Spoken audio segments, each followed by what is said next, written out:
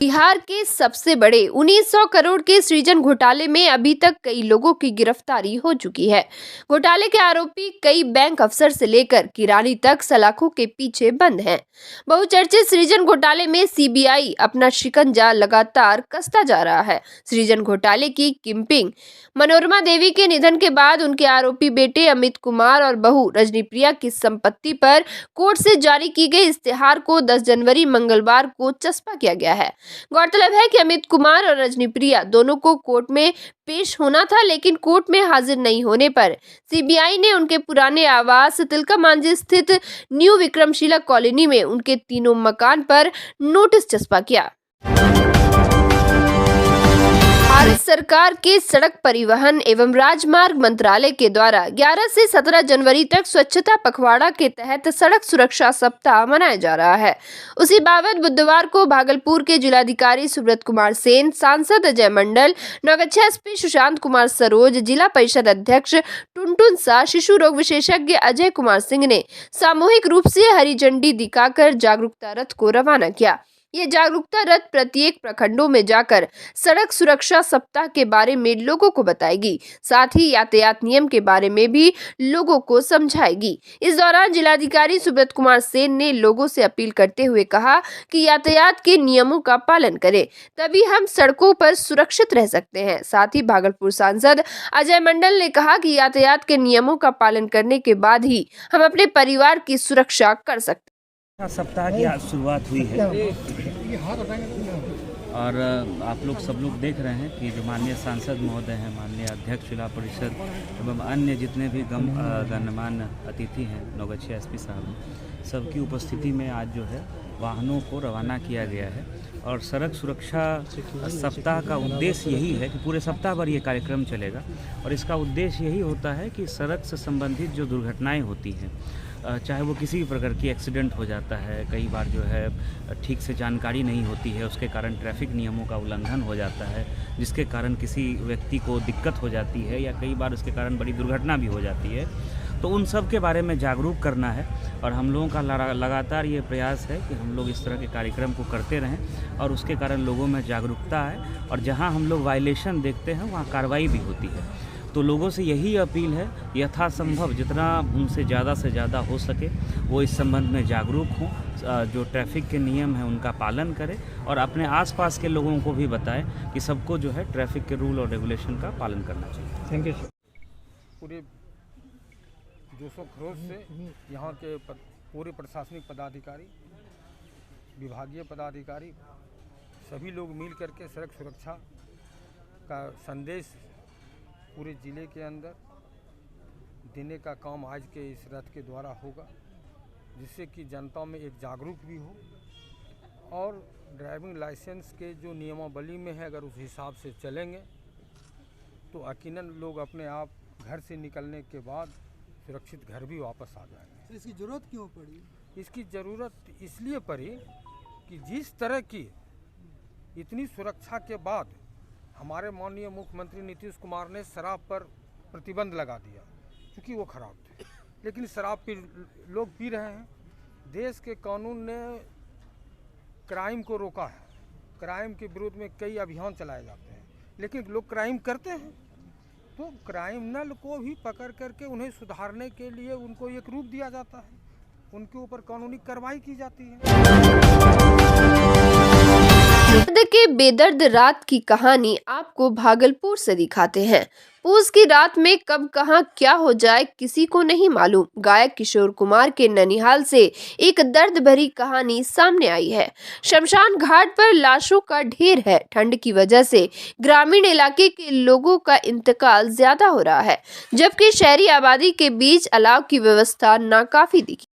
रात में शहरी इलाके से लेकर शमशान घाट का जायजा लिया तो जिंदगी के सफर की सच्चाई सामने आई। कहे तो ठंड में इंतजार एक सवारी का था और मसला 2 वक्त की रोटी का था। मौत ने दोनों सवाल ही खत्म कर दिए। कल से थोड़ा ठंडी कुछ कम है। कल जिस टाइप का शीतलहरी था, जैसी हवा थी वैसा आज हवा नहीं है, लेकिन फिर भी ठंडी है। आप कहाँ हैं अभी? बरारी घाट में, शमशान घाट में।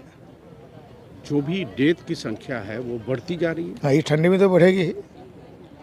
ठंडी में तो है, डेट का जनसंख्या बढ़ेगी। शहरी आबादी के बीच में अलाव की व्यवस्था आप देख रहे हैं, नहीं, कहूँ नहीं। ऐसा क्यों? प्रशासन के नाकाफी है, प्रशासन की लापरवाही है। अपना नाम बता दीजिए। भागलपुर नाथनगर के करेला स्थित दक्षिण बिहार ग्रामीण बैंक के करेला शाखा में नकाबपोश बदमाशों के द्वारा लूट की घटना को अंजाम देने का प्रयास किया गया। ग्रामीणों का कहना है कि तकरीबन 1 बजे रात के करीब बदमाशों ने बैंक का शटर काटा, फिर ग्रिल काटकर लूट की घटना को अंजाम देने की कोशिश की। जब वह लोग जगे तो बदमाश रफू चक्कर हो गए। सुबह जैसे ही लोग घरों से बाहर निकले तो उन्होंने देखा कि बैंक का मुख्य दरवाजे का शटर कटा हुआ है और ग्रिल खुला हुआ है। अंदर झांक कर देखा तो सारा सामान अस्त व्यस्त था। तभी ग्रामीणों ने दक्षिण बिहार ग्रामीण बैंक करेला शाखा के बैंक प्रबंधक मनीष कुमार को इसकी सूचना दी।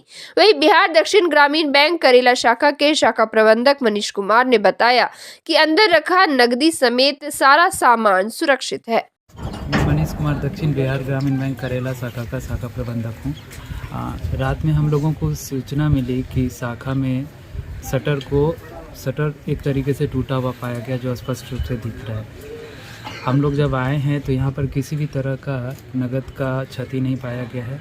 सारा कंप्यूटर, सारा यहाँ पर जितना SFF है वो सारा कुछ सुरक्षित पाया गया है। किसी भी तरह का कोई भी लॉस यहाँ पर हम लोगों को नहीं नज़र आया है, जो भी प्रथम दृष्टिया में, और फाइनली हम लोग का कैश भी पूरी तरीके से सुरक्षित है। तो कंफर्म कर रहा हूँ कि किसी भी तरह का नकदी यहाँ पर से लॉस नहीं हुआ है, नुकसान कुछ नहीं हुआ है। जो है वो आपके सामने शटर को तोड़ने का प्रयास किया गया है, जो स्पष्ट रूप से दिख रहा है। बिहार में स्वास्थ्य व्यवस्था में बेहतरी को लेकर लगातार स्वास्थ्य विभाग के द्वारा सुधार के दावे किए जाते हैं। मरीजों को कहीं से असुविधा ना हो, इसको लेकर कदम उठाए जाने की बात की जाती है। लेकिन भागलपुर के सदर अस्पताल की जो तस्वीर नजर आई है, उसे देखकर समझा जा सकता है कि स्वास्थ्य विभाग के दावे कितने खोखले हैं। दरअसल सदर अस्पताल में शाकुंड अस्पताल से एक गर्भवती महिला दर्द से बेहाल होकर यहाँ पहुंची हुई थी, लेकिन अस्पताल की बेरुखी के कारण उसे इधर से उधर भेजा जा रहा था। ना तो उसे स्ट्रेचर दी गई और ना ही कोई अस्पताल का कर्मी साथ में था। जब कैमरे पर नजर महिला पर पड़ी तब अस्पताल कर्मियों ने उसे आनन फानन में अस्पताल के अंदर दाखिल होने दिया। परिजनों सहित आसपास खड़े लोगों का कहना था कि सुबह से ही महिला को इधर से उधर भेजा जा रहा था, जबकि महिला दर्द से कराह रही थी। वही कैमरे को देखकर नर्स और डॉक्टर हरकत में आए और महिला का इलाज शुरू किया गया। पेशेंट जो आई थी तो पेशेंट को डिलीवरी पेशेंट था। वहाँ पर रात भर 3 बजे से शाकुन में भर्ती किया। वहाँ से कहा हमको से नहीं सपरेगा, इसको ले जाओ सदर हॉस्पिटल।